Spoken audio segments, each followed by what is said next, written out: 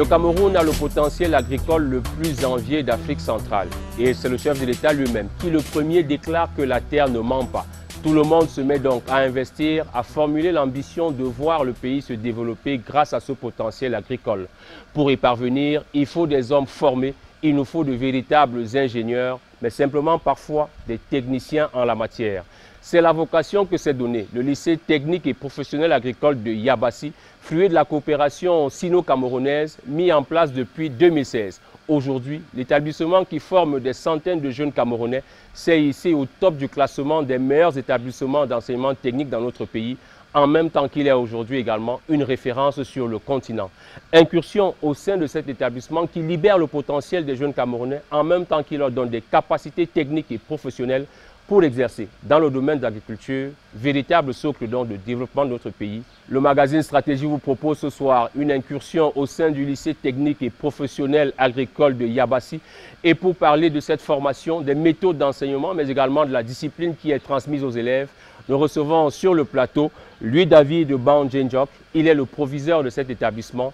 Avant de le retrouver et d'évoquer avec lui tout le potentiel de cet établissement et des perspectives pour le Cameroun, voici le sommaire de cette édition de Stratégie que signe pour nous Laurent Bock.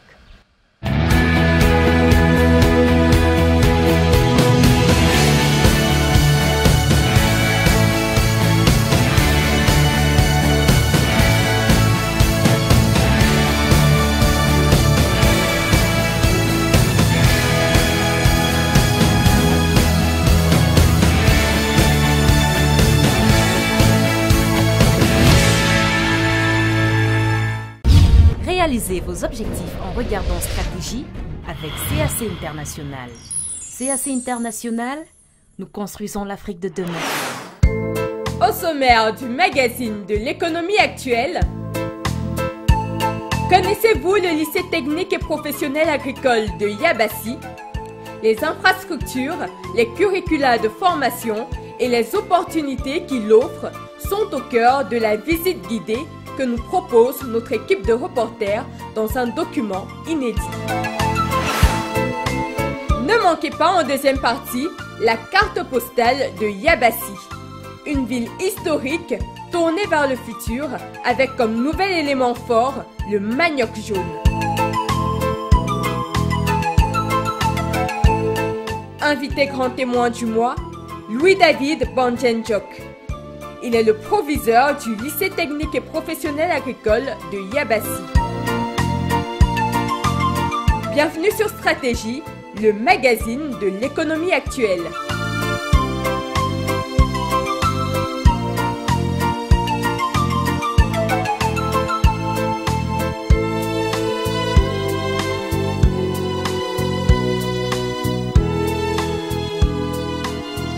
Louis-David Bandjenjok, je voulais annoncer à notre invité grand témoin, monsieur le proviseur du lycée technique et professionnel agricole de Yabassi. Bienvenue sur ce plateau de Stratégie. Merci monsieur Bertrand Didier Bouga. Merci pour cet accueil chaleureux et pour tout l'intérêt que vous portez, n'est-ce pas, sur le lycée technique et professionnel agricole de Yabassi.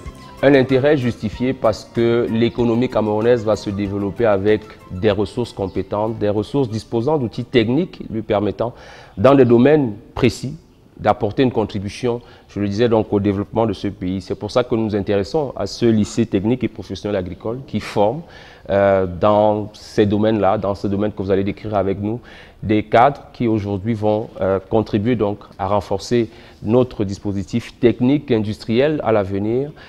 D'abord, dites-nous, comment est-ce qu'on arrive en fin d'année 2021 dans ce lycée technique? Est-ce qu'on est satisfait au bout d'une année scolaire? Est-ce qu'elle s'est bien déroulée? Est-ce que les résultats confortent la réputation qui est déjà la vôtre? Oui, déjà pour cette année scolaire qui s'est déroulée très bien, nous attendons les résultats du probatoire et baccalauréat de brevet de technicien. Mais quant au certificat d'aptitude professionnelle, nous avons déjà des résultats. Pour cette année, nous avons eu 100% de réussite, contrairement à 83% que nous avions obtenu l'année dernière. Donc nous sommes tout à fait satisfaits déjà du travail que nous menons. Alors, est-ce que d'emblée, vous pouvez partager avec les invités, les jeunes qui regardent, mais également le grand public, les tactiques, à défaut de ne pas dévoiler vos stratégies?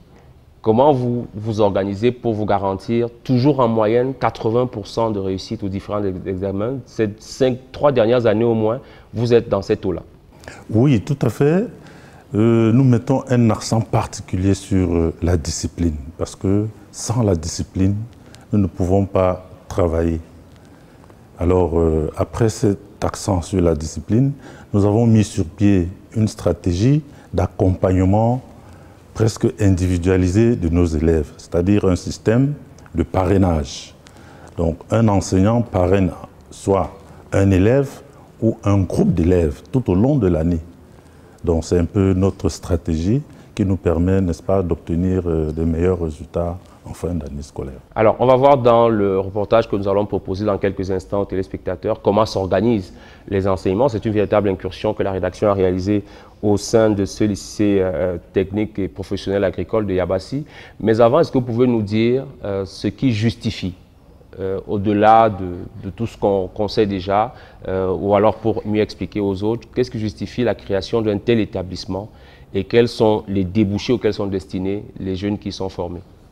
Déjà, nous disons tous les jours que l'agriculture est la mère de l'industrie. C'est ce qui est dit tous les jours. Mais il faut comprendre que l'agriculture reste également le grand levier économique. Alors, d'où l'intérêt de la formation de nos jeunes Camerounais dans le domaine de l'agriculture. Vous verrez de plus en plus aujourd'hui des petits séminaires qui sont organisés à travers les réseaux sociaux. Ce n'est pas suffisant. Je vous dis, un enfant bien formé, c'est une réussite pour une entreprise. Quels sont les ingrédients de cette formation? Qu'est-ce qui garantit une réussite? Peut-être qu'ils ont de bons diplômes, mais je vous pose la question sur les débouchés, est-ce que vous en avez déjà? Vous avez inséré les jeunes professionnellement? Bien, il faut comprendre que nous formons les jeunes et nous les mettons à la disposition du grand public. Il y en a qui, de nos jours, travaillent déjà dans certaines fermes agricoles. Il y en a qui se sont installés pour leur propre compte et d'autres qui ont préféré continuer dans le supérieur, par exemple à l'Institut des sciences halieutiques de Yabassi et à la faculté d'agronomie de Ngaoundéré.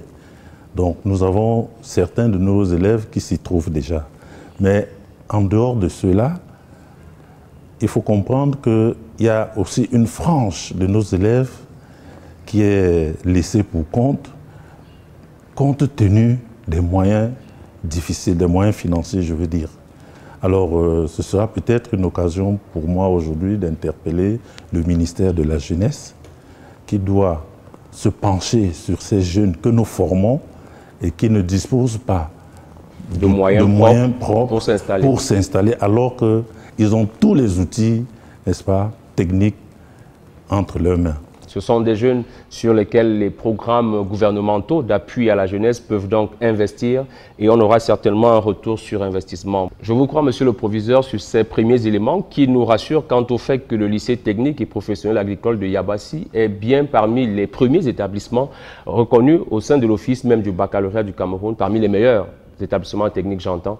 Et là, on va voir dans le reportage que nous propose la rédaction comment ils sont dispensés les enseignements avec sérieux et détermination par les enseignants, mais également la discipline qu'observent les élèves qui ont été notamment pris en reportage en période même de préparation des examens officiels. Alors, voici le lycée technique et professionnel agricole de Yabassi, une référence en Afrique centrale que la rédaction de stratégie vous invite à découvrir dans cette édition. C'est un reportage que signe pour nous Georges Nel Messi, Franck-Kevin Moussongo et Richard Mani. Découverte.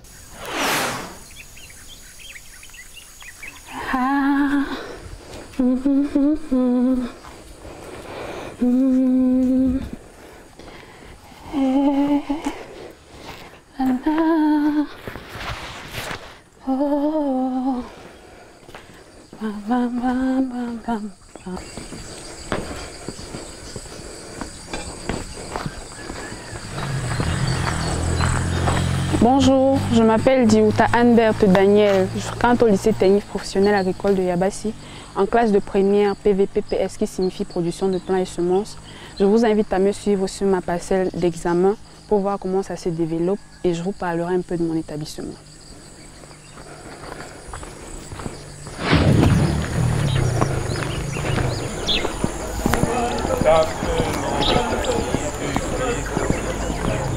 Ici, c'est mon établissement, mais aujourd'hui, pour ce matin, je ne vais pas y aller d'abord. Je vais aller au champ pour vérifier l'état de mes pastèques et de mes moringas.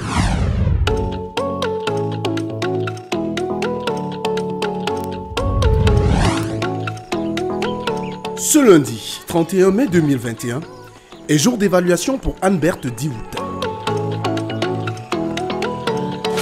Quelques jours du probatoire de l'enseignement technique pour lequel elle est candidate, l'élève doit faire face à ses enseignants pour un ultime galop d'essai. C'est à 800 mètres de l'établissement que commence sa journée. Première étape, son atelier de production de plants. Une application d'un cours d'agrophysiologie. Alors, comment elles vont tes boutures et semences de moringa? Bon, ma semence va très bien. Par contre, mes boutures, il y en a quelques-unes seulement qui ont déjà prise, comme celle-ci par exemple, celle-ci, celle-ci également, celle-ci, celle-ci. Par contre, les graines ont pris à 80%. Les plants que vous voyez là, en surface. Les pots qui n'ont pas encore pris, je vais juste procéder au remplacement. J'ai encore quelques graines à la maison. Je vais juste les remplacer. On a fait un cours en agrophysiologie, une matière qu'on appelle agrophysiologie, sur la reproduction végétative et générative. Ça, c'est la reproduction générative à l'issue des graines. Et ça, c'est la reproduction végétative à l'issue des fragments de plants. Donc, c'est avec beaucoup d'enthousiasme qu'on est dans cette école en fait. Parce que quand tu finis en classe, tu peux venir vérifier si ce que l'enseignant a dit est vrai ou pas.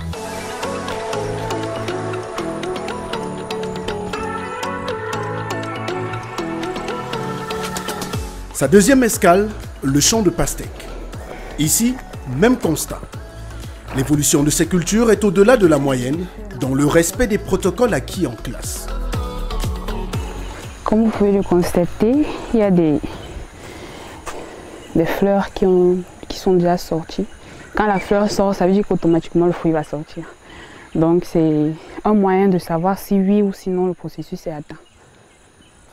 Mais après ça, il faut beaucoup d'entretien, apporter beaucoup d'eau, sinon ça va faner encore et mourir.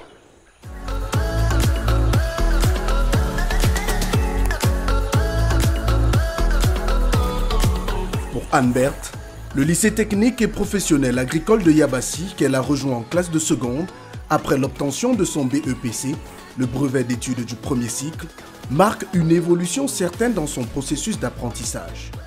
Le tout en lui offrant de vraies perspectives d'avenir.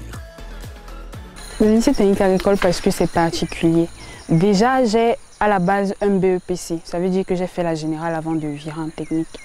Là-bas, j'ai eu à faire déjà la majorité de ce qu'ils ont fait, dont la plupart.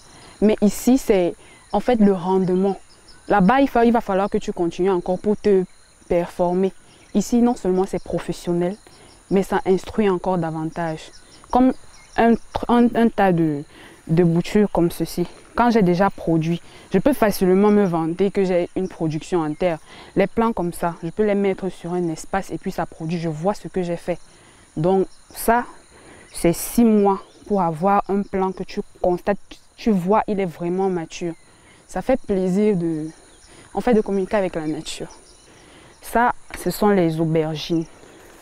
Vous pouvez constater, ils ont déjà atteint leur cycle de maturation jusqu'à... On a même déjà récolté sans peut-être les derniers fruits. Quand je produis un fruit comme ceci, quand je vais sur le marché, si un plant comme ça produit en moyenne 10 fruits, j'ai déjà 1000 francs par plant. Après avoir dépensé combien les semences, bien sûr, peut-être les semences certifiées, on peut les trouver à coût peut-être élevé sur le marché. Mais si tu as 1000 francs par plant et que tu as 1 hectare comme ceci, Vraiment, c'est beaucoup d'argent et puis tu peux encore te développer davantage, mettre sur une plus grande surface. Anne-Berthe Diouta n'est pas la seule élève du lycée technique à se montrer studieuse. Quelques heures auparavant, dans l'après-midi du dimanche, nous retrouvons un groupe d'élèves du lycée en route pour le champ d'application.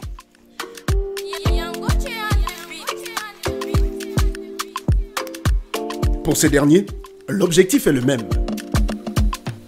Tout mettre en ordre et se rassurer que leur parcelle suit une évolution dans le sens attendu par les enseignants en vue de l'évaluation du lendemain.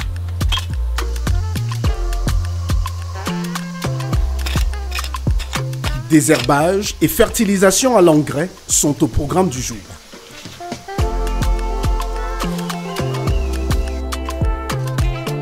Ils sont rejoints au champ par le proviseur David Bandienjok, qu'accompagne un des enseignants du département de production végétale.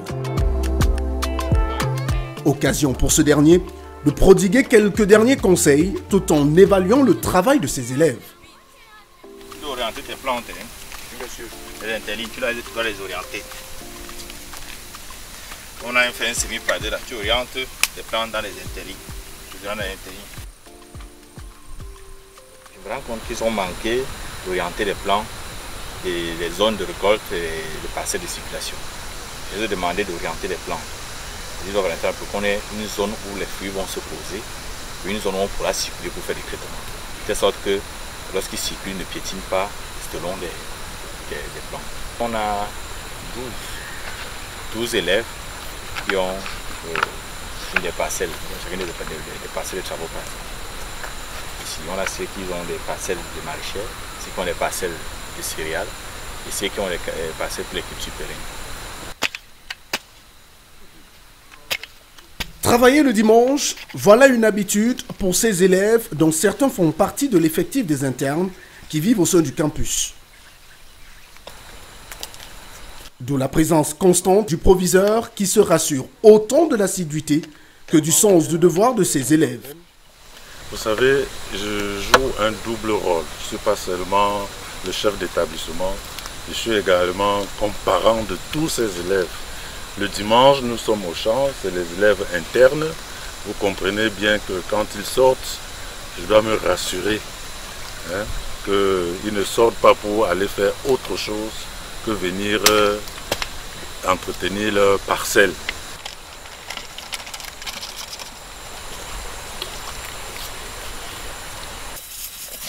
S'ils sont si regardants sur le travail de leurs pensionnaires, c'est aussi et surtout parce que ces parcelles constituent un véritable laboratoire d'expérimentation pour les enseignants du lycée technique, agricole et professionnel de Yabassi. La particularité de cette parcelle d'application, c'est en quelque sorte les tests que nous faisons sur cette parcelle. C'est-à-dire quoi? Nous sommes dans un nouveau microclimat. Et ici à Yabassi, il y a des cultures qu'on n'a jamais fait. Les gens ici ne cultivent pas de forme, généralement pas les maraîchers. Ils vont toujours devoir s'approvisionner. Et nous ne connaissons pas les semences adaptées à la zone. On achète d'abord des semences, on fait des tests sur des petites parcelles. La semence qui s'adapte le mieux à la zone, on peut le faire donc à grande échelle. Retour au lycée. Le proviseur nous propose une petite visite guidée des lieux.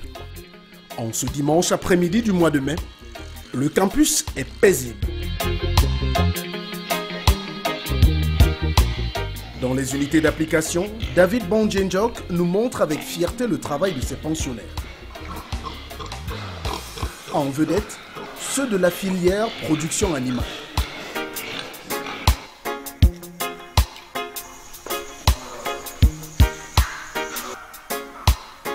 Dans l'unité d'application de l'élevage de volailles, d'une capacité de 1600 poussins, seuls quelques boxes sont occupés et les travaux des élèves bien affichés au tableau, avec notamment des fiches d'évolution et de suivi.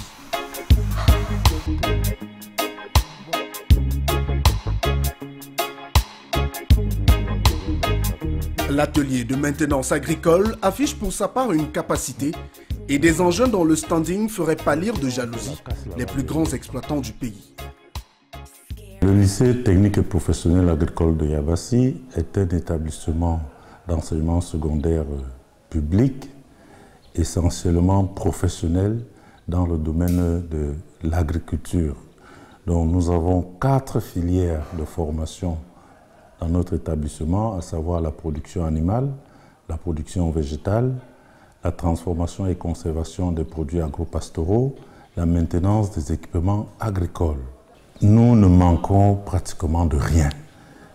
Je vous ai dit tantôt que c'est le fruit d'une coopération où, si vous regardez dans la filière maintenance des équipements agricoles, nous avons des tracteurs avec tout ce que cela comporte comme attelage. Nous avons des bancs d'essai où ils apprennent à faire des diagnostics sur les différents appareils de mécanique. Nous avons, au niveau de la production animale, nous avons des unités d'application pour la volaille, pour le porc et les monogastriques. En transformation, nous avons un laboratoire.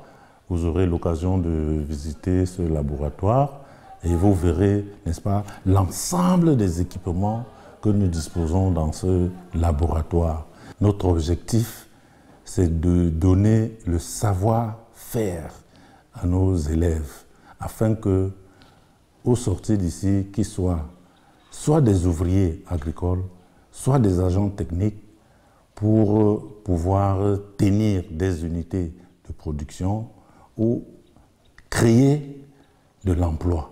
Ils reçoivent des enseignements théoriques à environ 30%, mais le reste, c'est des enseignements professionnels. Et ce qui vous est dit qu'au bout du compte de leur formation, ils sont aptes à être des entrepreneurs agricoles, à créer eux-mêmes leur propre richesse. Avec une capacité d'accueil de 2 à 300 élèves, dont un internat mixte de 154 lits, le lycée technique et professionnel agricole de Yabassi est loin de son potentiel réel aujourd'hui. Avec la crise de la pandémie du coronavirus, son effectif qui était d'environ 200 élèves en 2019-2020 est passé à 164 pensionnaires pour le compte de l'année 2020-2021 écoulée.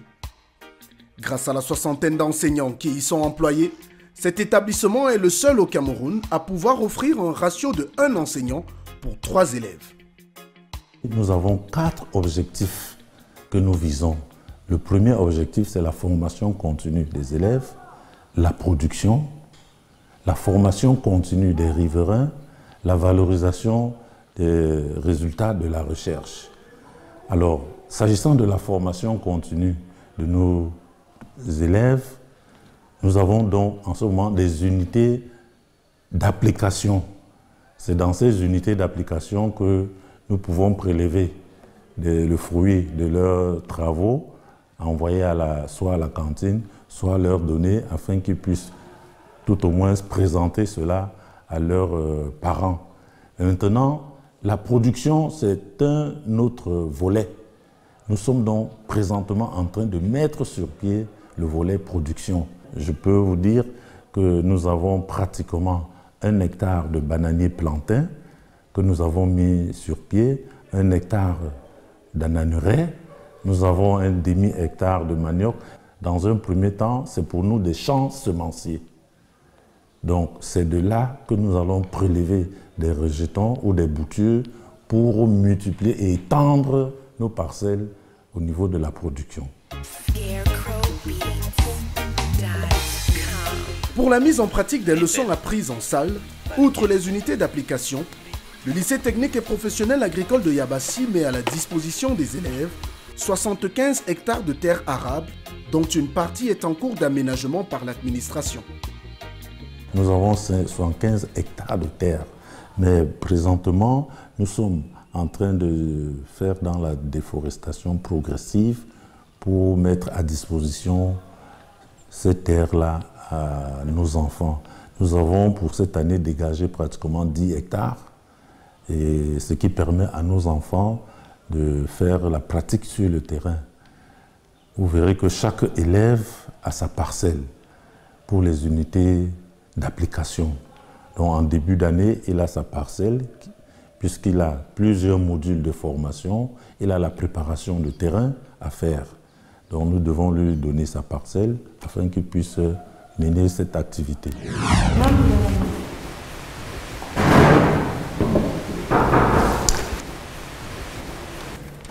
Bonjour messieurs et bienvenue au laboratoire de TCPA, donc transformation des produits agro-pastoraux.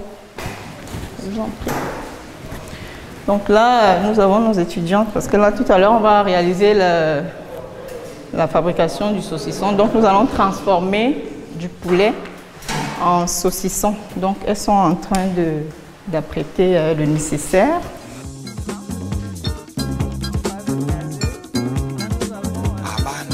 Voici Céline Marlène Nkono. Elle est enseignante au département de transformation et conservation des produits agro-pastoraux, TCPA.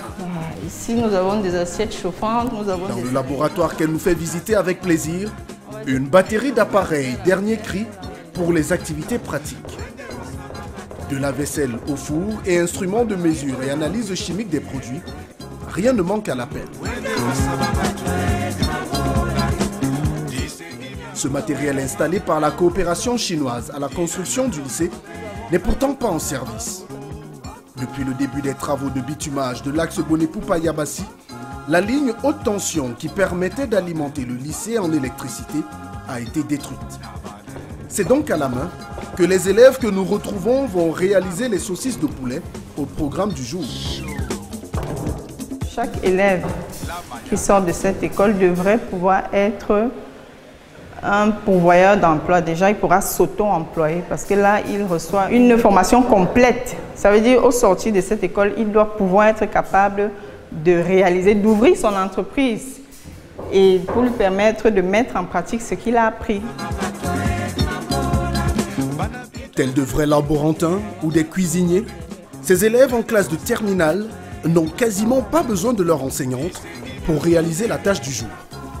Un travail minutieux qui rentre dans leur exercice quotidien. Ok, bon monsieur, ici nous allons réaliser notre saucisson. Nous allons commencer au début par le hachage du poulet. Et ici nous avons les épices locales. C'est quelles épices? À savoir le poivre blanc, le cube, le curry, le piment. Bon bref, épices locales. Donc.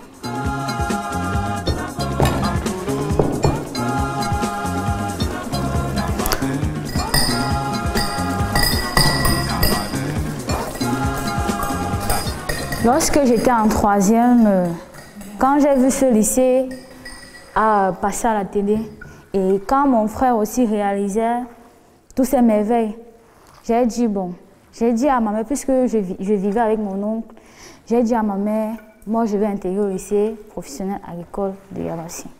Elle m'a dit, pourquoi faire? J'ai dit, bon, mon oncle me dit, ok, comme je vais intégrer ce lycée, je dois faire la PV. J'ai dit, non, non, non, non. Moi, je veux faire TCPA. Il me dit, lui-même, il s'est renseigné sur ça, mais on le dit que c'est tellement difficile. J'ai dit, papa, tout ce qu'on fait dans la vie est difficile. Donc, tout ce qui reste à faire, c'est quoi? C'est que je dois m'appliquer, étudier et ça va aller. Je lui dis, ma mère est fière de moi. Pourquoi? Parce que lorsque je fabrique, ou lorsque je transforme, je rentre, je montre. Ça lui permet aussi de découvrir. Elle ne connaissait pas qu'on faisait, la farine pouvait aider à faire les biscuits. Donc, ça lui permet aussi de découvrir certaines choses. Fierté des parents au vu de l'esprit d'initiative acquis par ces élèves, mais surtout de la qualité des résultats obtenus sur le terrain. Avec un taux de réussite aux examens de l'OBC, l'Office du baccalauréat du Cameroun, session de 2020, de 92,86%, le lycée technique et professionnel agricole de Yabassi s'est classé 7e sur le plan national, mais surtout premier national dans la catégorie des établissements de l'enseignement technique. Et ce, pour la 3e année consécutive. Le tout en tout juste 5 années de fonctionnement.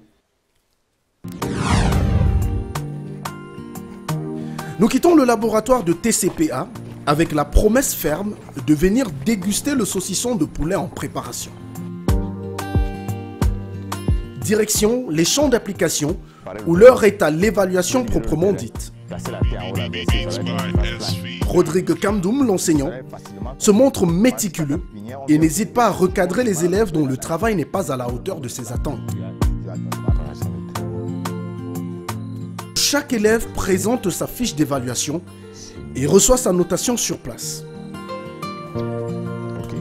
C'est la particularité, c'est que ici, on évalue l'aptitude à l'enfant, son savoir-faire. Et son savoir-faire ici, c'est un savoir-faire pratique. Vous avez vu, on observe si l'enfant a compris de pourquoi est-ce qu'il faut couper des boutures en biais, comment il a disposé ses sachets. Et on regarde aussi parfois, il y a des enfants un peu jongleurs, retardataires. C'est-à-dire vous remettez les semences à tout le monde, mais ils jonglent un peu, ils prennent un peu du retard sur les autres. Et comme on donne la possibilité à l'enfant de travailler, la discipline, l'autodiscipline de l'enfant ici compte beaucoup. Parce que vous devez constater que tous les plants doivent avoir une certaine taille, une certaine croissance, un certain niveau d'évolution. Quand vous remarquez un décalage, c'est que cet enfant a pris du retard sur les autres. Au cours d'années, nous avons fait la culture de la tomate, par exemple, pour être un peu plus pratique. Imaginons un enfant qui se fait accompagner par la famille et qui se met à produire peut-être sur 1 hectare de tomates. 1 hectare de tomates vous produit 3000 cajots de tomates en 3 mois. On fait seulement le ratio d'1 cajot à 1000 francs sur le marché. En 3 mois, cet enfant a 3 millions de francs. Vous voyez, en 3 mois, un enfant devient millionnaire. Cet enfant pourra soutenir ses petits frères et ses cadets, soutenir même ses parents au niveau économique. Malgré ces résultats probants, le lycée technique agricole de Yabassi fait face à de nombreuses difficultés circonstancielles. La première, la fourniture en eau et en énergie électrique. Une de nos grosses difficultés, bon, c'est aussi ça le développement. Vous savez, avec l'arrivée de la route, cette route qui est en chantier, nous vivons un désagrément énorme parce que l'entreprise a dégagé toute notre tuyauterie d'eau, Camwater, et tout le réseau électrique de haute tension. Donc du coup, nous sommes sans eau, sans électricité. C'est beaucoup plus cela, mais c'est le temps de faire la route. Il faut comprendre aussi que cette situation va trouver solution. Ce qui n'empêche pas aux parents de la localité d'adhérer au programme d'enseignement et à la vision du lycée technique et professionnel agricole. Le tout en apportant leur contribution au bon fonctionnement de l'établissement. Purchase your tracks today. Avec les frais d'APEE qui s'élèvent à 20 000 francs CFA par an, soit un budget de 3 280 000 francs CFA, l'association des parents d'élèves œuvre au quotidien au bien-être des élèves et des enseignants. Avec cet effectif, nous faisons ce que nous pouvons faire avec et nous sommes prêts à sortir de là, à avoir certaines élites qui peuvent apporter un plus. Parce que à présent, nous cotisons 20 000 francs par enfant et compte tenu des besoins qui sont au lycée, ces besoins sont énormes. D'abord même la clôture même. Quand vous voyez, cette clôture doit être refaite. Ça veut dire qu'elle ne protège pas le lycée. Parce que plusieurs fois, le proviseur se plaint qu'il y a des élèves ou des non-élèves qui escaladent sur la barrière et entrent à l'intérieur du lycée et arrivent à faire un espace des actes vraiment qui ne sont pas bien. Donc nous avons beaucoup à faire, mais seulement, comme nous sommes à la première année, nos contributions ne peuvent pas faire tout cela, mais nous nous mobilisons pour que la prochaine année, qu'on essaye de trouver d'autres moyens pour renforcer, pour aider nos lycées. Une contribution minime, pas suffisante pour couvrir les besoins considérables de cet établissement. À ce jour, l'un des plus grands défis de l'administration reste la pérennisation des acquis à travers l'entretien véritable du matériel didactique et sa sécurisation. Il est à noter que le lycée technique agricole et professionnel de Yabassi est un don chinois pour lequel 6,5 milliards de francs CFA ont été investis pour la construction et l'équipement. Pour les élèves et les parents, la formation reçue charrie de nombreux espoirs et ouvre de belles perspectives d'avenir. Vu que ici c'est un lycée technique et professionnel, Donc ce mot-là, professionnel, ça veut dire qu'à ma sortie d'ici, j'ai les compétences acquises déjà pour aller sur mon terrain. Maintenant, ce qui peut faire défaillance, c'est peut-être les moyens économiques que je n'aurais peut-être pas. Mais à ma sortie d'ici, j'aimerais mettre en exergue ce que j'ai appris au lycée agricole sur une parcelle. C'est ici que j'ai appris à travailler, faire les champs, à savoir arrêter la machette ou utiliser la roue. La seule différence entre moi et les autres camarades qui sont dans les autres établissements est que, avec la formation que j'ai ici, là, je peux m'auto-employer. Je prends par exemple comme papa, il a un champ de 4 hectares. Donc dès ma sortie, ma formation ici, lorsque j'aurai mon BT qui est le brevet technicien, je pourrais reproduire la formation que j'ai dû faire ici. Parce que moi je suis dans le premier PV, PCP, production des cultures pérennes. Donc je pourrais dans l'avenir faire dans le cacao ou également faire dans la culture maraîchère. Parce qu'on nous apprend aussi ça.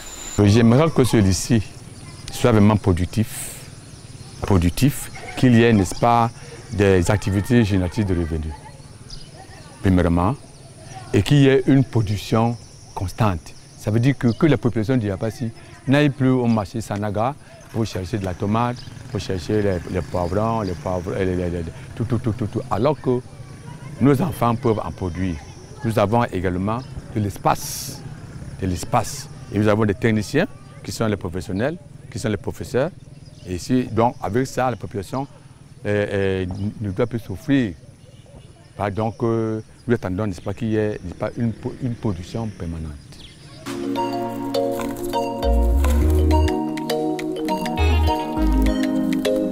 Si on a affaire à la classe de terminale, et l'atelier d'aujourd'hui consiste en, on va dire quoi, la préparation des pastels à la farine de la patate douce.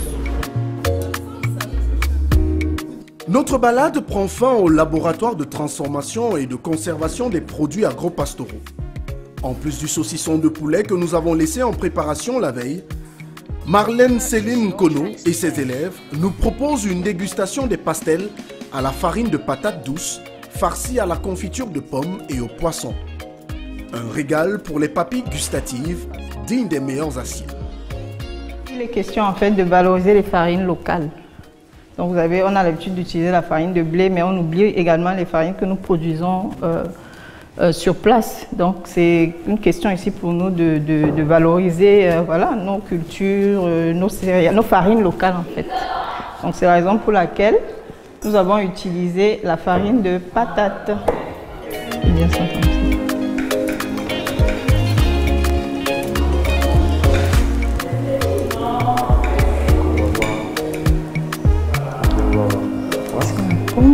Purchase your tracks today.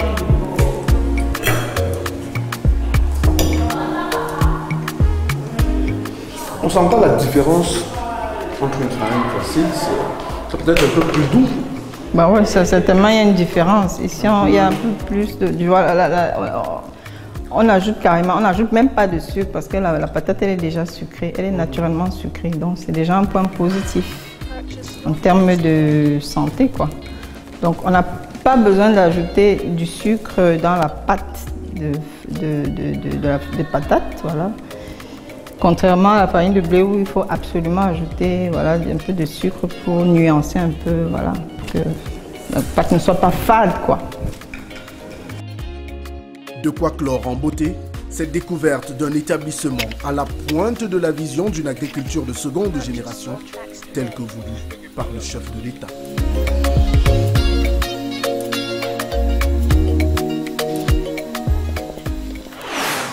Monsieur David Bandjenjok, voilà donc le lycée classique, le lycée technique et professionnel agricole de Yabassi, que les téléspectateurs viennent de découvrir grâce à notre reportage. Et on peut voir que vraiment vous mettez beaucoup de sérieux à encadrer ces jeunes, à les préparer à avoir des diplômes, mais reste qu'ils sont là-bas pour acquérir des compétences, des outils qui vont en faire de véritables, j'allais mettre entre guillemets, ingénieurs dans notre industrie, notamment de transformation agricole, au-delà de la production. Quels sont les profils auxquels vous destinez ces jeunes diplômés? Bien, il faut comprendre déjà que au lycée technique et professionnel agricole de Yabassi, nous avons 4 profils de formation en production animale, production végétale, maintenance des équipements agricoles, transformation et conservation des produits agro-pastoraux. Et le jeune Camerounais qui choisit de faire dans la production animale a une formation théorique environ de 30% et 70% c'est la pratique. Par exemple, nous le mettons dans les conditions de travail idoines. Nous lui donnons 1% d'un jour pour celui qui fait dans la production animale et nous attendons le résultat après 45 jours. Donc vous comprenez que pendant 45 jours, il est suivi. Veillé à suivre lui-même l'évolution de ce poussin. Tout à fait. Et vous serez à côté pour garantir qu'il implémente ce qu'il a eu comme enseignement. Oui, et tout en respectant l'itinéraire technique qui est recommandé. Parce qu'il ne faut pas alimenter le poussin n'importe comment, il ne faut pas lui ingurgiter n'importe quelle eau. Donc vous comprenez qu'il y a un accent qui est mis sur la formation pratique. Et ça, cet enfant travaille tous les jours. Parce que si on vous donne un poussin, c'est 45 jours de travail. Donc vous ne connaissez pas les samedis, vous ne connaissez pas les dimanches. Il en est de même aussi pour ceux qui font dans la production végétale. Parce que nous donnons à chaque élève une parcelle qu'il doit, n'est-ce pas, exploiter durant toute l'année scolaire. Alors, M. Djendjok, dites-moi, quelle est la passerelle que vous avez établie à ce niveau entre l'établissement et l'environnement professionnel? J'entends, est-ce que vous avez des entreprises, vous avez des fermes agricoles, vous avez de grands domaines de plantation dans lesquels vous pouvez placer pour des périodes, comme on le fait dans des formations strictement théoriques académiques des stagiaires pour qu'ils expérimentent un peu plus. Dans l'accompagnement professionnel dont vous parlez tout à l'heure, est-ce que c'est ce dispositif qui existe? Tout à fait. Nous avons que chaque année, pour les classes de première et terminale, et 4e année pour le premier cycle, nous plaçons ces élèves-là dans les entreprises pour 5 semaines. Vous comprenez qu'en entreprise, ils essayent de regarder comment ça se passe et à la fin, ils doivent rédiger un rapport. Et ce qui est très bien, c'est que ce rapport est évalué en fin d'année à l'examen. Donc la note qu'on lui donnera pour son rapport de stage, c'est une note certificative. Alors, on a pu voir que dans ce reportage que l'établissement a été construit en partenariat avec un pays ami et frère au Cameroun, la Chine, qui nous a notamment doté d'équipements d'envergure assez importants à tout le moment où cet établissement a été mis sur pied. Il faut entretenir et j'imagine en acquérir de nouveaux. Mais d'abord sur l'entretien, sur le fonctionnement de tout ça, comment ça se passe? Est-ce que tout se passe bien, monsieur le proviseur? Non, nous ne pouvons pas dire que tout se passe bien, mais il faut comprendre que le lycée est très bien équipé, que ce soit en maintenance des équipements agricoles ou bien en transformation. Nous avons des équipements de pointe.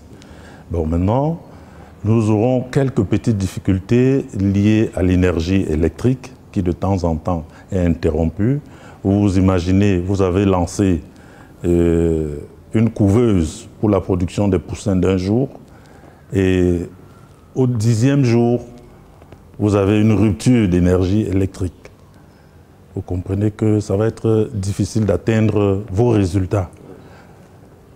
Donc, pour tout dire, il faut comprendre que la coopération Chine-Cameroun nous a dotés de tout ce dont on a besoin pour une formation adéquate et très professionnelle de nos élèves. Mais des attentes restent et vous rencontrez quelques difficultés. Oui, les difficultés c'est partout, nous les rencontrons partout au quotidien.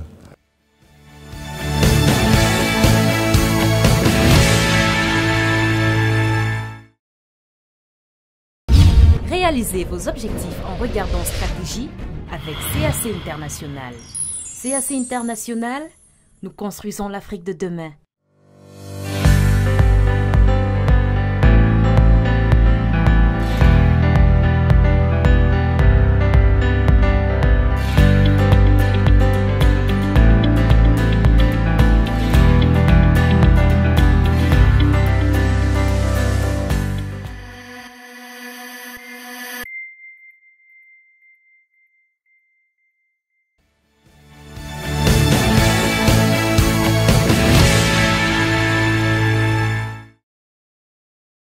Vous avez déjà la bonne place de pionnier dans ce domaine. Je crois que la ville de Yagua, qui a accueilli un lycée similaire, vous tient bien en référence. Donc, tout à fait. Et nous travaillons en collaboration avec eux. Travaillons en collaboration, donc nous échangeons. Bien, comprenez que nous pouvons dire pour l'occasion merci à monsieur le maire de la commune de Yabassi, qui a bien compris le bien fondé de la formation des jeunes Camerounais, qui cette année a offert 10 bourses à nos élèves. Vous comprenez que cette coopération nous permet d'avancer. Il y a également d'autres entreprises qui nous sollicitent et pour tout dire également, nous sommes en bonne entente avec la mairie de Yabassi. Et donc, avec la mairie, vous entretenez ainsi de bons rapports, une bonne collaboration. Aujourd'hui, avec la décentralisation, certainement que le lycée fait partie intégrante de la ville de Yabassi. Il faut voir comment les populations elles-mêmes apprécient son fonctionnement. Est-ce que les familles font, j'allais dire, full mouvement vers le lycée pour que leurs enfants y fréquentent? Dites-nous un peu plus comment ça se passe dans cette ville désormais. Oui, comprenez que le lycée technique et professionnel agricole de Yabassi est le tout premier au Cameroun dont nous accueillons des enfants venant de tous les horizons du pays. Et à cet effet, ça apporte une plus-value dans notre localité de Yabassi où certaines personnes sont vues aujourd'hui en train de construire, d'aménager des logements pour ces enfants. Bien entendu, le lycée dispose d'un internat, filles et garçons, et tout le monde ne peut pas habiter. La capacité d'accueil n'est pas encore assez conséquente. Oui. Tout à fait. Mais la mairie également travaille en étroite collaboration avec le lycée. D'ailleurs, pour cette année scolaire, ils ont accordé 10 bourses à quelques enfants de Yabassi pour leur permettre, n'est-ce pas, plus tard, de pouvoir s'installer pour le compte de la mairie. Donc vous comprenez que le lycée et la mairie travaillent main dans la main et nous produisons de plus en plus aujourd'hui et nous vendons sur le marché de Yabassi, sur le marché local. Et chaque fois que nous proposons par exemple nos poulets sur le marché, très vite c'est arraché parce que nous élevons... Vos produits sont désormais un label qualité. Qualité, vous comprenez. Merci, monsieur le proviseur, d'indiquer ainsi qu'il y a du consommé local à Yabassi avec ce lycée technique et professionnel agricole qui lui est situé à l'entrée de la ville, devient donc un atout parmi tout ce qui est mis en œuvre aujourd'hui afin de permettre à cette ville, au passé bien glorieux, de retrouver des lettres de noblesse, mais surtout de se tourner vers la modernité. Notre équipe de reportage de passage dans ce lycée a saisi l'occasion de faire un peu de tourisme, mais surtout de décrire une carte postale de cette ville qui aujourd'hui essaie de préserver les acquis du passé tout en se tournant vers l'avenir afin d'attirer de nouveaux investisseurs pour son développement. De retour de Yabassi, notre équipe de reportage conduite par Georges Nonel Messi avec Franck-Kevin Moussongo, Richard Mani, nous ramène donc ce reportage qui présente la cité qui renaît et qui emprunte la voie du développement. Reportage.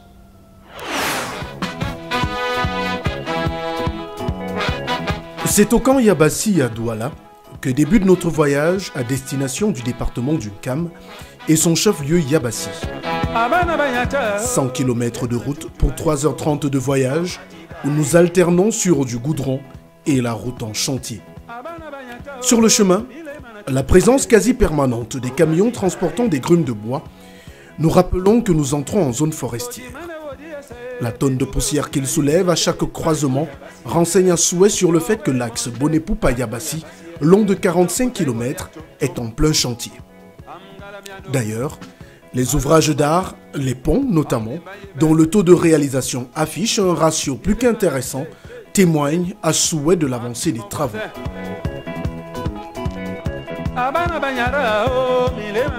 3h15 de route après notre départ de Douala, nous atteignons le pont sur le Nkam.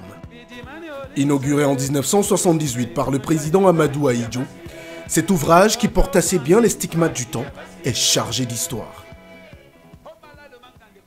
Un lieu mythique, le deuxième qui représente bien cette ville de Yabassi, chef-lieu du département du Nkam, c'est bien ce pont, le pont sur le Nkam. Un pont qui représente toute l'histoire de cette ville avec cette anecdote qui se passe de génération en génération, de père en fils, notamment cette histoire de la chéchia du président Amadou Ahidjo qui, comme moi, s'est courbé pour regarder un tout petit peu les eaux du Nkam et aurait perdu son chapeau, ce qui l'a amené à écourter directement son séjour dans cette ville de Yabassi. Une anecdote que les anciens de la ville racontent très certainement mieux que moi.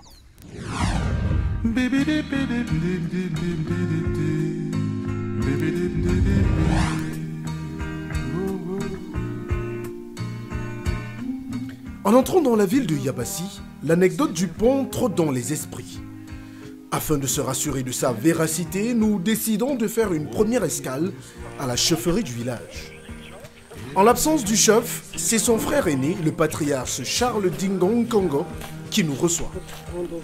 À 75 ans sonnés, il est l'un des témoins oculaires de la cérémonie d'inauguration du pont sur le Nkam. 78, moi-même j'étais. Et j'avais même un document là, j'ai fouillé ça la nuit, peut-être que j'ai laissé ça là. J'allais vous montrer comment Ahidjo traversait le pont. Quand il est venu inaugurer le pont, il traversait, arrivé à cette nous, il a commencé à saluer la population. Mais cette histoire qu'on invente là, que le chapeau est tout, non, c'est faux. C'est archi faux. C'était un sabotage. Un sabotage. Pour saboter le Nkam. Qu'est-ce qui s'est passé? 2 jours avant, le gouverneur qui était dans le littoral avait convoqué les populations. Quand les gens sont arrivés, la population est arrivée, il les a dit, voilà le président qui arrive. Il ne veut pas voir les gens en pagne parce que nous avons les pieds rouges. Merde, mon père, le voilà, il s'est fâché. Il a dit, mais monsieur le gouverneur, vous êtes venu nous insulter ici. Allez, tout le monde est sorti. C'est donc le gouverneur là qui a monté ce scénario pour saboter le Nkam. Et les militaires étaient remplis dans le fleuve comme s'il y avait une guerre.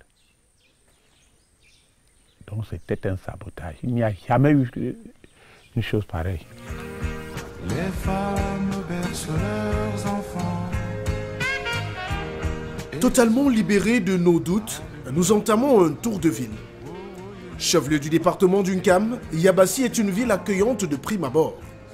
Ces bâtiments administratifs, dont la grande majorité accuse le poids de l'âge, témoignent de l'histoire particulière de cette dernière. Yabassi a jadis été une très grande ville.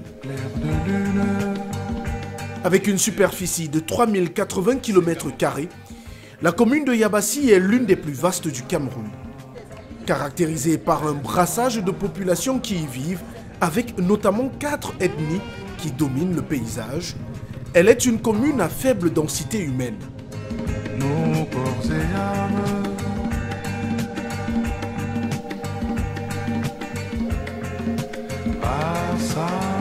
En poste depuis 2020, Jean Mirabeau Eba est le maire de la commune de Yabassi. Il nous reçoit dans son bureau à l'hôtel de ville. Yabassi est limitrophe à peu près 8 communes. 8 communes. Vous avez Yabassi est limitrophe avec la commune de Loum, c'est pas tout à côté, par le nord. Yabassi est limitrophe par la commune de Nkondjok, la commune de Dizanguer, Douala 5e, 2 autres communes également qui sont limitrophes à la commune de, je pense à Fiko, hein, dans le Mungo. Donc Yabassi a une population qui aujourd'hui avoisine les 25 000 âmes, avec une superficie d'à peu près 3000 km². Je veux vous dire que Yabassi est l'étoile hein, parce que vous passez par Kumba, vous êtes à Yabassi. Yaoundé, Ndikinimeke, vous êtes à Yabassi. Bangangte, tout ça, vous êtes à Yabassi. Donc je peux dire que c'est l'étoile du Cameroun. Ville historique dans laquelle les Allemands avaient installé d'importantes infrastructures, Yabassi est aujourd'hui l'ombre d'elle-même. L'un des premiers défis, sinon le plus grand pour l'édile municipal en place, la réhabilitation de la voirie municipale. À Yabassi, les voies d'accès entre les quartiers sont un véritable chemin de croix pour les automobilistes. Entre les nids de poules et les cassis qui jonchent le trajet et les rallongent considérablement, il y a de quoi prier fort pour l'arrivée de la route. Et la nuit s'étend sur le... Pas de quoi décourager les Yabassiens que nous retrouvons néanmoins quelques heures plus tard au point chaud de la ville. La nuit à Yabassi, une seule adresse s'impose aux visiteurs. Le carrefour des 8 routes. Sous le regard du caïman, protecteur suprême de la ville, les populations s'y retrouvent pour un moment de détente et de plaisir. Entre la braiseuse de poissons et le bar aux décibels hautes, il y a de quoi se retrouver. Ici, il n'y a pas d'activité, mais il y a une société qui est venue sur l'étranger, qu'on appelle Bois-Capou, qui a un peu réuni les gens. Le soir, là, c'est un peu chaud. Et là-bas, si on vend un peu le carburant, on fait le poisson braisé, on fait les archives sur le champ. Il y a le maïs, c'est par saison. Il y a les patates, il y a les trucs qui sont par saison. Nous, ici, on travaille par saison. C'est pas chaque fois. Et le soir, comme ça, là où les gens se retrouvent un peu, c'est chez Paem. Il y a le grand frère qu'on appelle Paem. C'est lui qui a une boîte qui dit parfois. Et les minuit, c'est la police même souvent. Il s'est mis au travail. Parfois, ils arrêtent. C'est pas aujourd'hui que je suis là. Moi, j'ai 30 ans.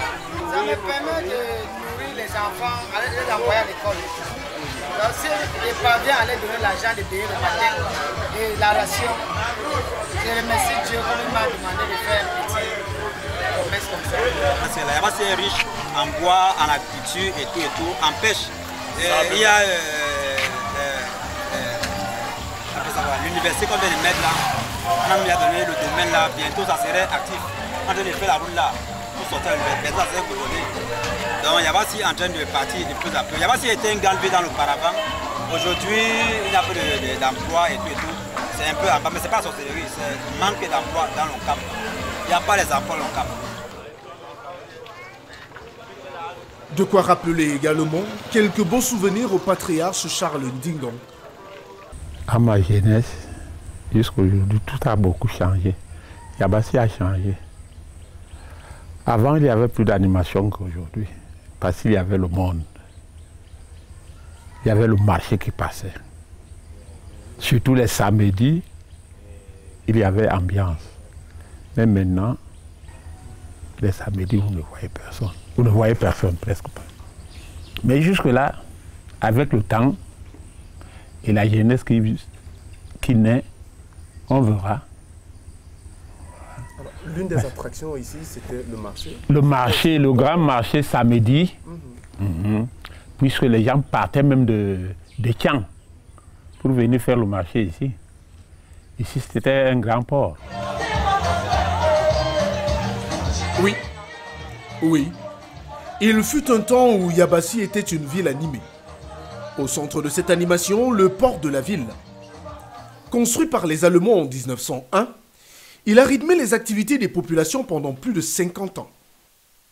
Le premier port fluvial dont on vous a parlé, c'est un port qui date vraiment de l'époque allemande. Et jusqu'aujourd'hui, d'ailleurs, c'est un port qui est navigable parce que quand vous allez à Douala, du côté de Deido, nos frères de la vallée continuent à utiliser ce moyen de transport pour rejoindre leur village. Il y avait cette société, on l'appelait les charrières réunies. Les charrières réunies. Bon, les chaloupes venaient les lundis, repartaient les mercredis, et venaient vendredi et repartaient les samedis. Comme ça, la ville était mouvementée. Même les billes de bois, si. Bon, il y avait donc les challengers qui les portaient, d'autres qui ne pouvaient pas, on les jetait dans l'eau pour amener à Douala. À la quête d'éléments et bâtiments historiques du Vieux-Port, décrits par le patriarche Charles Dingan, nous nous lançons à la recherche de ces vestiges.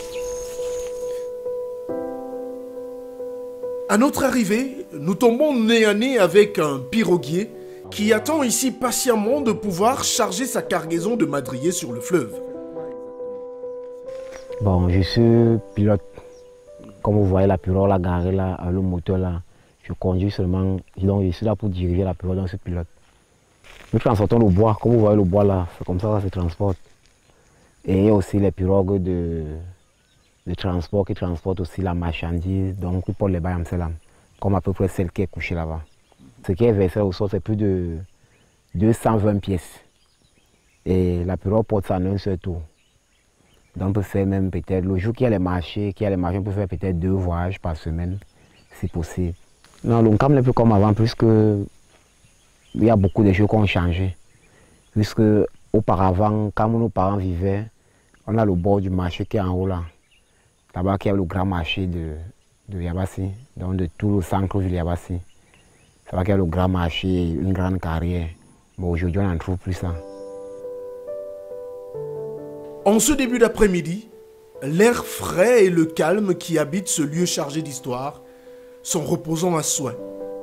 À cet endroit précis où je me tiens à cet instant, se dressait ici à l'époque coloniale le tout premier port fluvial du Cameroun. Sur le Nkam, les colons allemands et même français qui les ont remplacés avaient fait de cette rivière, de ce fleuve, l'un des maillons essentiels pour l'activité économique, plus tard supplanté par le fleuve Vouri avec l'installation du port du côté de la ville de Douala. Aujourd'hui, le port n'est resté que de nom parce que tous les vestiges de ce passé sont enterrés dans la brousse. Des bâtiments qui se dressaient ici jadis fièrement sont aujourd'hui de vieilles ruines. Aujourd'hui, seule l'activité de carrière de sable et le transport des marchandises par voie fluviale persistent, continuant de donner à cet espace le nom de port, même si les populations préfèrent l'appeler aussi le bord du fleuve.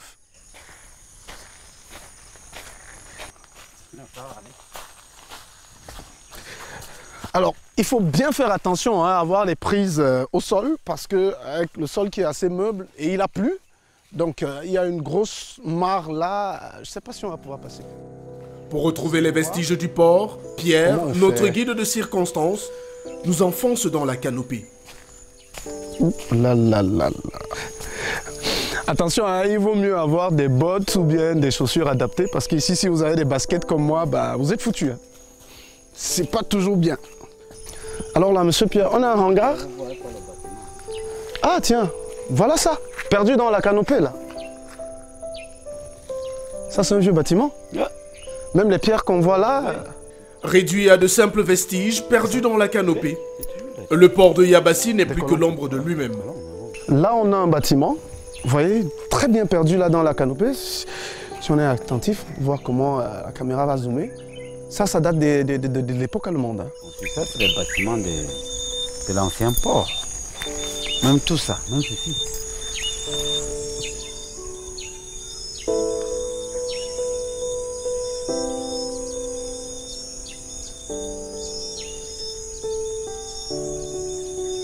Les activités économiques jadis florissantes ont été remplacées par le transport de planches sur des pirogues et surtout l'extraction du sable. Une exploitation artisanale qu'avait bien tenté de moderniser l'ancien maire de la ville.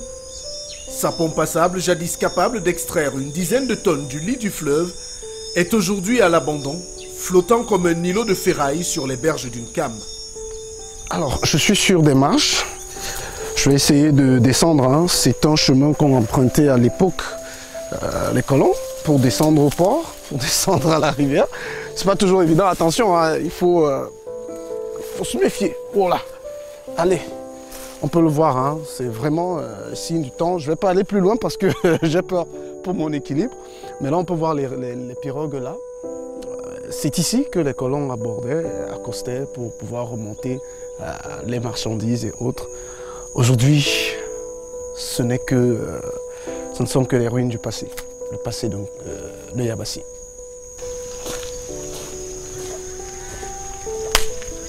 C'est le port sur le Vouri qui a fait à ce que ce port n'a plus tenu. Quand le port sur le Vouri est passé, allez, les activités à Yabassi sont coupées.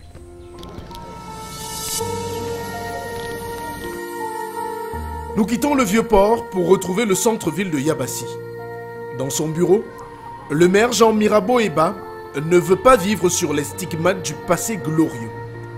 Résolument tourné vers l'avenir, il s'ingénue avec son exécutif à trouver des voies et moyens pour tourner Yabassi vers le futur. C'est une zone qui est pratiquement en décrépitude. Vraiment, avec la disparition de notre marché, vous avez entendu parler de le carrefour des 8 rues. Effectivement, aujourd'hui, avec la disparition du grand marché qui se trouvait à cet endroit au niveau du port fluvial, et avec l'éparpillement des marchés dans la ville de Yabassi, on ne ressent plus vraiment cette identité du premier port de l'époque. Pour réaliser ses ambitions, le maire compte s'appuyer tant sur le bitumage de l'axe Bonepoupa-Yabassi que sur un tubercule.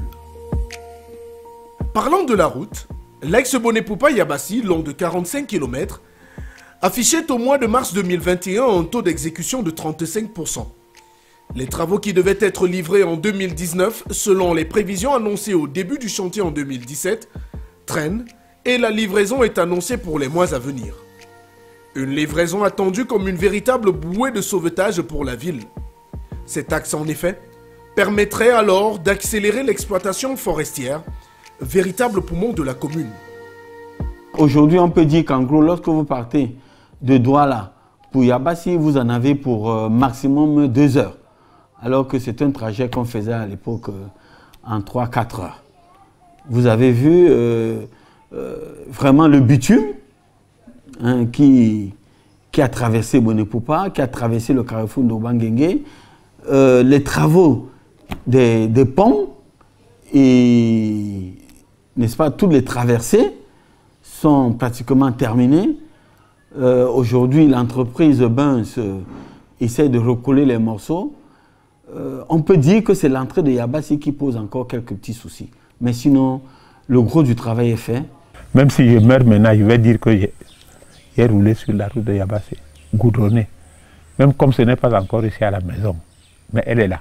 Parce qu'avant, on mettait plus de 7 heures de temps. Maintenant, 2 heures, je suis déjà à Douala. 1h30, je suis à Douala.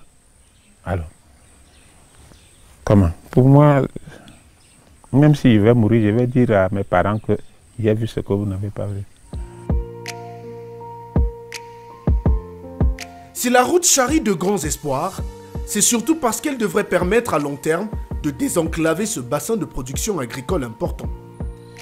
Outre les productions à venir du lycée technique agricole professionnel de Yabassi, dont les expérimentations sur les semences sont en cours, Yabassi compte également sur son manioc jaune. Voilà comment le manioc jaune arrive à Yabassi réellement. C'est un fraudeur au port de Douala qui est entré dans une cale des bateaux. Il a donc trouvé les boutures attachées qui allaient en transit. Les boutures là sortaient de l'Amérique pour le Mali. Il a donc volé quelques tas. Il est donc venu expérimenter. Ça l'a donné à sa sœur, à Dourbili. Il lui dit, expérimente tout ça. Sa sœur a donc fait une petite portion comme ça. Après, le manioc a poussé, on a vu le manioc jaune. Ce n'était pas ici. C'est comme ça donc qu'on a multiplié les boutures dans tout Yabassi. Le manioc jaune, c'est un manioc particulier, n'est-ce pas, qui pousse sur les terres de Yabassi. Et ce que j'ai cru entendre, c'est que quand on a pris les boutures à Yabassi pour les planter ailleurs, ce manioc ne pousse pas. Ne me demandez surtout pas pourquoi. Nous avons également appris de l'IRAD qu'il s'agit d'un croisement du manioc blanc que vous connaissez et de la patate. Alors, il est cuit, n'est-ce pas, comme du manioc que vous connaissez, mais il a un goût, une saveur tout à fait particulière. Il a un goût sucré, il est légèrement dur, il a une particularité qu'il faut vraiment découvrir. Intrigué par la fougue et la passion avec laquelle le maire Jean Mirabeau Eba parle du manioc jaune, nous décidons d'en savoir plus sur ce tubercule.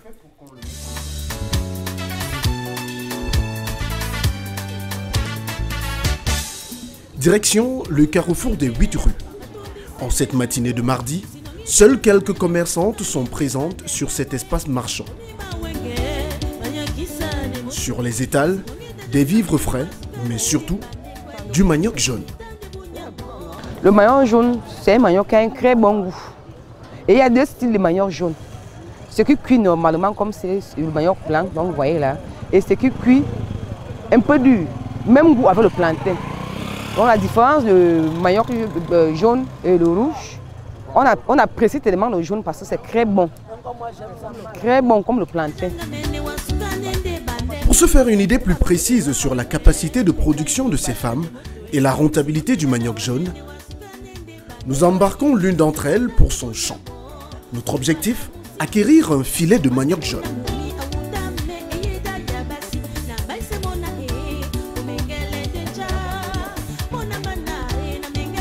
C'est à Kokom, à 17 km du centre-ville de Yabassi, que nous nous rendons avec Marie Cholong, plus connue sous le nom de Mamani. Ici, la cultivatrice a 2 parcelles d'1 hectare chacune, dans lesquelles elle plante aussi bien du manioc blanc que du manioc jaune. Nous sommes en pleine saison des récoltes et la présence d'une quinzaine de filets à l'entrée du premier champ indique que Mamani se prépare à recevoir les fruits de son labeur. C'est dans le marché, ça dépend. Pour pouvoir arriver, quand on arrive, on taxe là 17 000 francs. Et parfois, oui, on taxe un sac 17 000. Bon, elles peuvent discuter au niveau du marché. On peut donner même que c'est 15 000 francs. Tu prends. Au niveau du champ, ça coûterait combien par exemple? Oui, je peux laisser ça ici à 10 000 parce que c'est toi qui paies ton transport et tout. On vient seulement au champ, on livre comme ça, on charge et puis tu me donnes 10 000 francs. Pour une parcelle de 1 hectare, comptez entre 75 et 100 filets de manioc de cette taille, soit environ 1 500 000 francs CFA de revenus pour la cultivatrice. Les revenus auxquels il faut soustraire les 45 000 francs CFA de frais de défrichage et aménagement de la parcelle, l'achat des boutures de manioc à raison de 5 000 francs CFA pour un sac de 1000 boutures. Sachez que pour 1 hectare, il en faut 20 000, soit 20 sacs. Le tout pour un prix d'achat estimé à 100 000 francs CFA. À tout ceci, il faut ajouter des frais d'entretien et bien sûr les 8 mois de patience qu'il faut en moyenne pour qu'un champ de manioc jaune arrive à maturité. Dans le champ, Marie Cholong, qui a fait appel à une amie pour l'aider, s'ingénue à distinguer le manioc jaune du manioc blanc. Vous voyez ces boutures? Non, ça c'est toujours gentil. Le jaune. Le jaune. Oui. Vous voyez, coupe un peu. Vous voyez la différence? Entre le blanc et le jaune, voilà. Oui. Et vous voyez aussi la couleur ici. Voici le jaune. Donc là, on peut retirer ici. Je vais essayer. Hein. Je ne suis pas un expert au champ, mais... Alors... bien maigre ma récolte. Où? Florence. Maman. Florence, viens tirer, viens soulever. Voilà le manioc.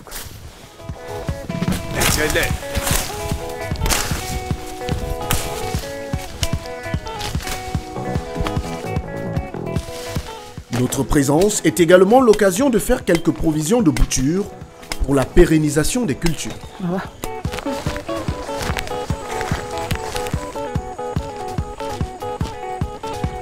Non satisfaits de la première récolte, nous entrons dans le deuxième champ. Pour y accéder, il faut enjamber un ruisseau aux allures paisibles, mais dont la traversée est un véritable exercice de gymnastique. Après le bois de l'exploitation forestière, voici donc le nouveau trésor de Yabassi, voici le nouveau trésor du département du Nkam, le manioc jaune. Un trésor sur lequel la commune de Yabassi veut s'appuyer pour promouvoir l'image de marque de cette ville historique, mais également de toutes ces populations dynamiques qui cultivent au quotidien cette variété unique de manioc, très appréciée que ce soit dans les marchés à Yaoundé ou à Douala, mais qui a besoin encore d'être valorisée parce qu'une bonne partie de cette production reste malheureusement cantonnée dans les plantations et dans les champs, faute de routes et de moyens de transport pour pouvoir être acheminé dans les grandes villes. Le manioc jaune, c'est une richesse à découvrir du côté de Yabassi, mais c'est surtout le socle de l'avenir de cette commune.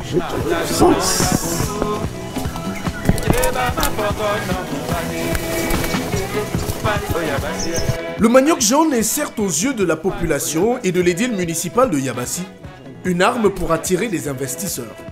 Pour autant, la production annuelle évaluée à une centaine de tonnes peine encore à se retrouver dans les marchés de tout le pays. La faute à l'enclavement de ce bassin de production. Tout est à faire à Yabassi. Vous avez... c'est l'une des parties, quand vous êtes dans la région du littoral, c'est l'une des zones qui a encore des terres. Quand vous allez du côté de Soleil, hein, vous voyez vraiment ces champs à perte de vue. Peut-être ce que vous ne savez pas également, c'est que la localité de Soleil, c'est elle qui alimente tous les vivres que vous voyez du côté de Loum. Parce qu'ici, à Yabassi, nous sommes à pratiquement 40-45 km de Loum, donc à une trentaine de kilomètres si la route était bien faite. Donc, c'est une de nos préoccupations aujourd'hui, un de nos plaidoyers vers le ministre des Travaux publics. La route Yabassi-Loum, c'est la continuité de la route Douala-Yabassi. Et nous prions les autorités de se pencher vers ce tronçon-là qui va nous raccourcir de notre voisin du Mungo et également, n'est-ce pas, pour que tous les produits qui sortent des champs de la localité de Yabassi et des environs puissent être acheminés avec aisance dans les grands marchés que sont Douala, Loum, Nkondiok, Bafan en passant par Nkondiok. En attendant la route, Yabassi poursuit paisiblement son chemin, espérant que les rayons de soleil couchant emportent chaque jour les réminiscences du passé pour ne laisser place qu'à l'espoir d'un avenir meilleur.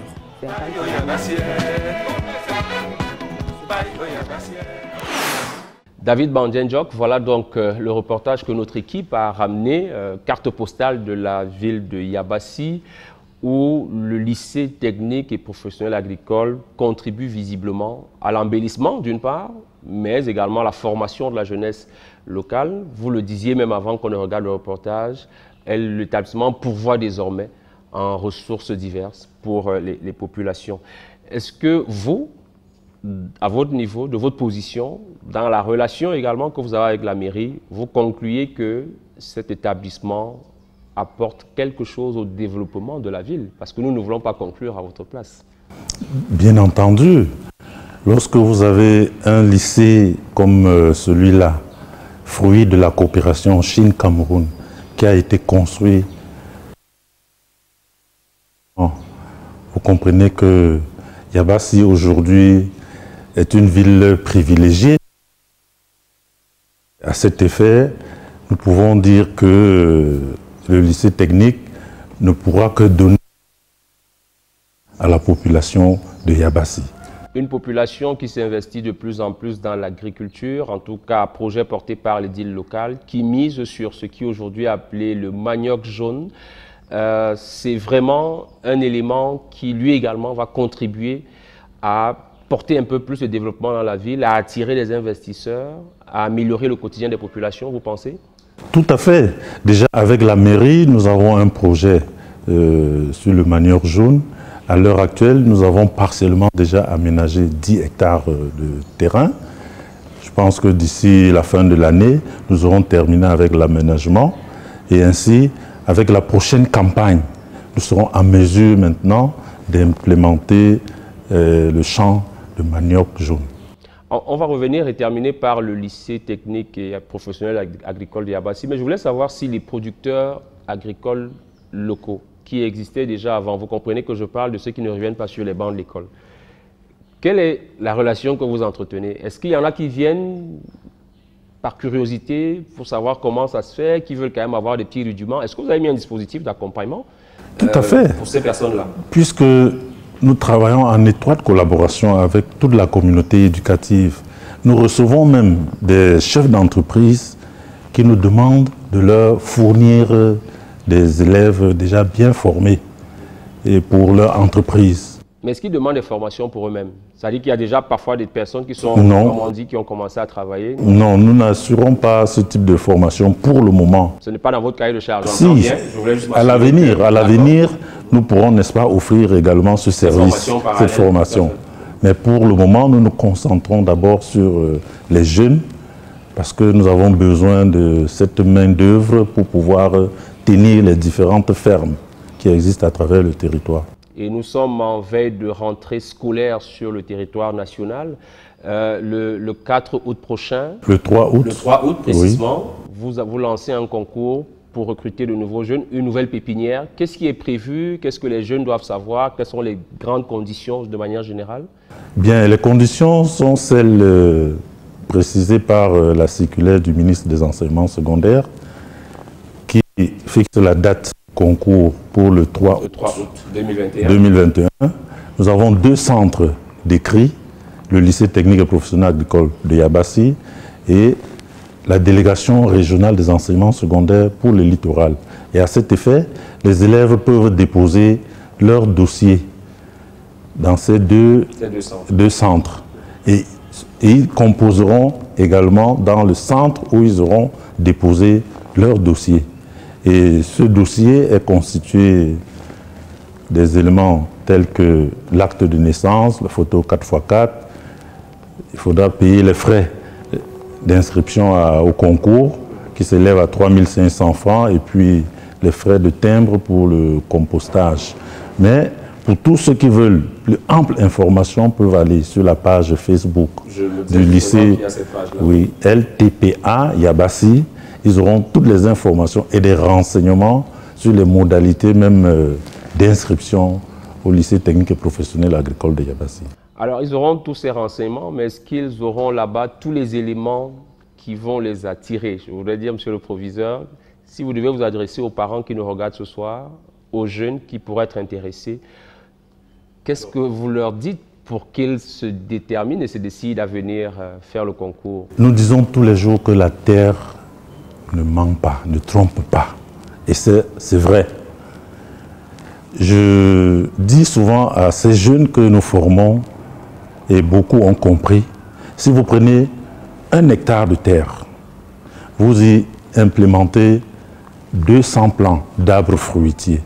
Pour un jeune de 18 ans, il pourra, n'est-ce pas, mixer cet espace avec d'autres cultures, mais 10 années après, il aura 200 arbres fruitiers.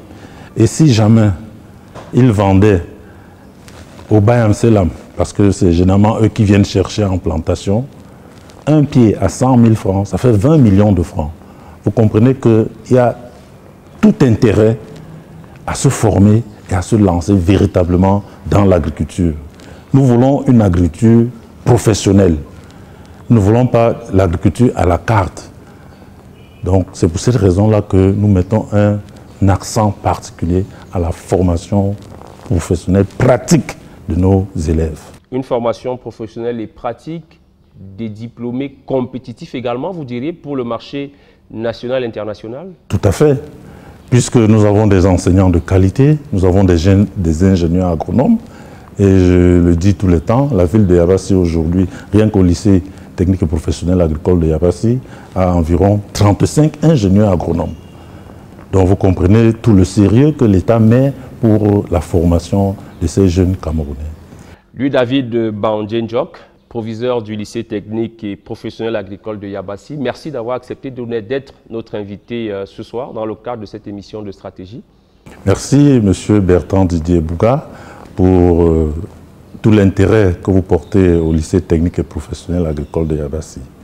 Un intérêt justifié parce que le Cameroun a besoin d'une nouvelle main-d'œuvre bien formée et compétitive dans les domaines d'industrie auxquels cette formation prédestine donc les jeunes qui y sont formés.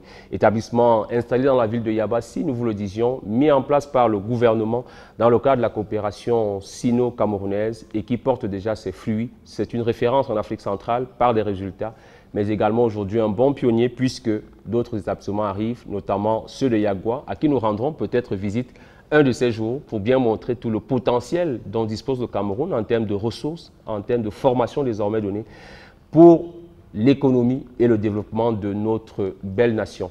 Merci d'avoir regardé cette édition préparée par Georges Nel Messi. Alain Kwa m'a conduit ici au Félicia Hotel, l'équipe technique. Et mesdames et messieurs, nous vous disons de noter le rendez-vous dans un mois sur votre chaîne de télévision.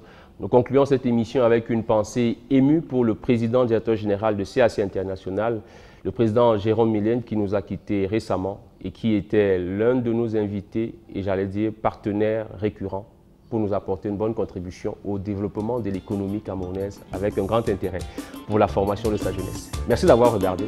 Stratégie revient dans un mois sur votre chaîne de télévision.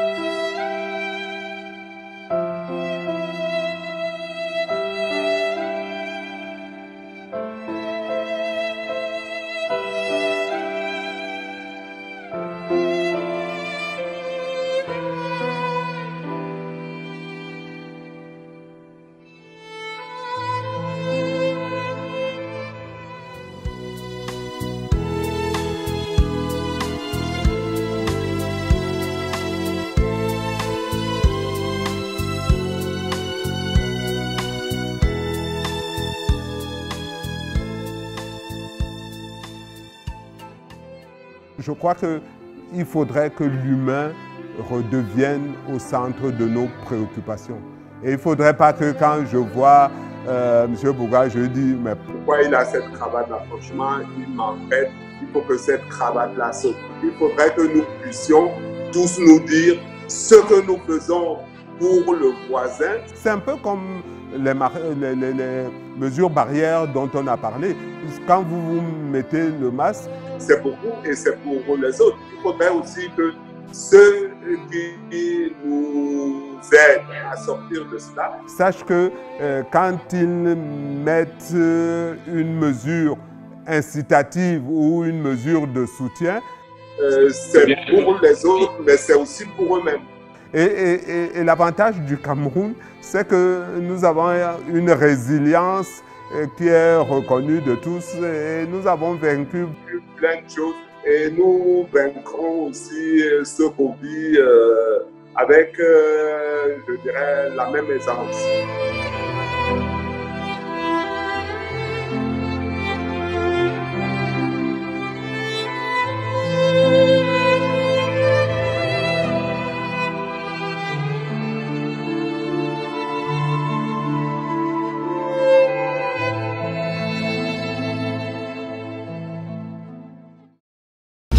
Réalisez vos objectifs en regardant stratégie avec CAC International. CAC International, nous construisons l'Afrique de demain.